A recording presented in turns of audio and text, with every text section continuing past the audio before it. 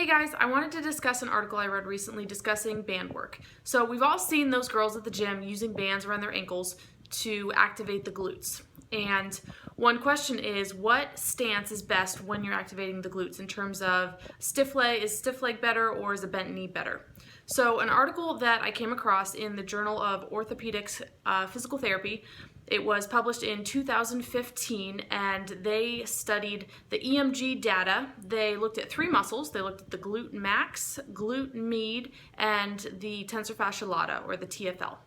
And glute max, as we know, it extends and externally rotates the hip. The glute med abducts the hip, and then the tensor fascia lata is actually an assister, so it assists the glute min. The glute min is a hip abductor and internal rotator. TFL assists the glute min in being able to abduct and internally rotate the leg.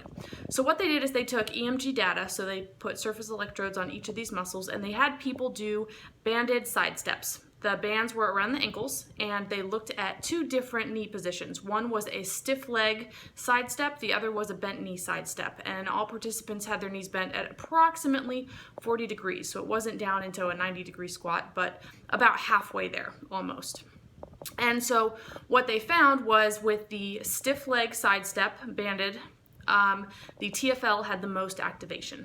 With the squat position at about 40 degrees knee flexion, the glute max and the glute med had the most activation. So bottom line, if you want to get a lot of different muscles engaged, vary your squat stance when you're doing your bands. If you really want to focus on glute muscles, stick with a slightly squat position at about 40 degrees.